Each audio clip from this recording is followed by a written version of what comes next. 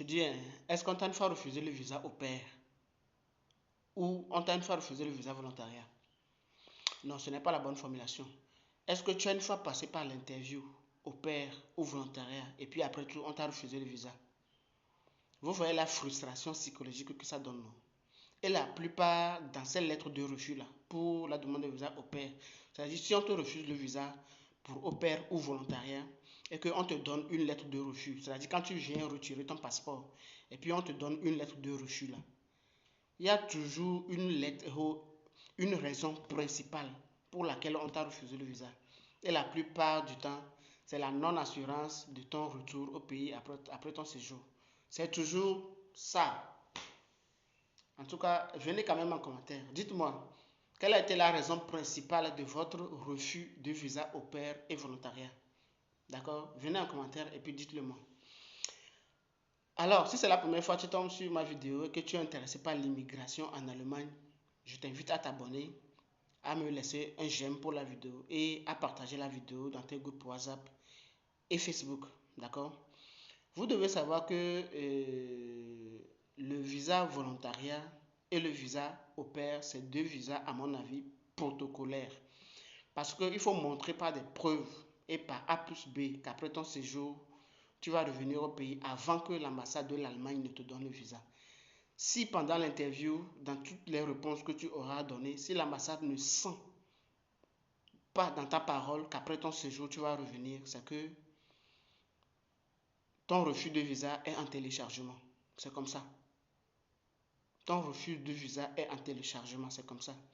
Tout ce qui intéresse l'ambassade de l'Allemagne, quand tu viens faire ta demande de visa au pair et volontariat, tout ce qui les intéresse, c'est qu'ils veulent avoir l'assurance qu'après ton séjour au pair ou bien ton séjour volontariat, tu vas revenir. Toutes les autres questions qu'ils auront à te poser là, ça c'est les formalités.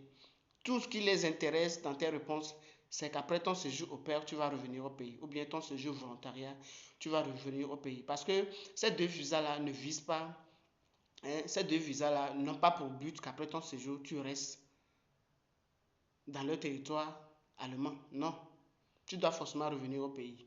Et aussi, dans ton parler, il faut que ton séjour au pair ou bien volontariat, il faut que cette expérience que tu auras voilà, acquis pendant ton séjour, il faut que cette expérience-là te serve à quelque chose dans ton pays.